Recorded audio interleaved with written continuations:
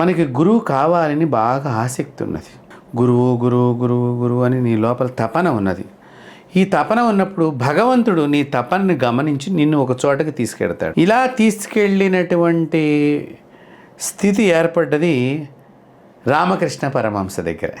వివేకానందుడు అందరిని అడుగుతాడు, దేవుణ్ణి మీరు చూసారా చూసారా చూసారా చూసారా అంటే ఆయన దేవుడు కావాలి కావాలి చూడాలి చూడాలి, ఎవరైనా చూశారని చెప్తే కనుక నేను కూడా చూడాలనేటువంటి ధ్యాస వివేకానందుడికి ఉండబట్టి ఆయన వెతుక్కుంటూ వెళుతున్న సందర్భంలో రామకృష్ణ పరమహంస మాత్రమే నేను చూశాను, నేను నీకు కూడా చూపిస్తాను అని సమాధానం ఇచ్చాను. అప్పటితో వివేకానందుడి ప్రయాణం ఆగిపోయింది. ఇంకా వెతకటం అనేటువంటిది, గురువుల్ని వెతకటం అనేటువంటి. కాబట్టి అలాగా రామకృష్ణ పరమహంస దగ్గర కనిపించంగానే ఆయన ఆగు ఇప్పుడే కదా వచ్చావు, రేపు చూపిస్తానులే, కంగారు పడమాక అన్నారట. ఆయన రెండో రోజు మళ్ళీ వెళ్ళారు. వెళ్ళినప్పుడు ఆయన ఉత్తనే ఇట్లా చేత్తో టచ్ చేస్తే కరెంట్ షాక్ కొట్టిట్టు అయిందిట వివేకానంద వారి. ఓ నన్ను ఏం చేస్తున్నావు, ఏదో దేవుణ్ణి చూస్తాను అన్నావు కదా, వచ్చావు కదా, అలా కాదు, నువ్వు ఆ ఎదురుగుండా కాళికాదేవి ఫోటో పెట్టుకున్నావు కదా, అలాగే నాకు కనిపించాలి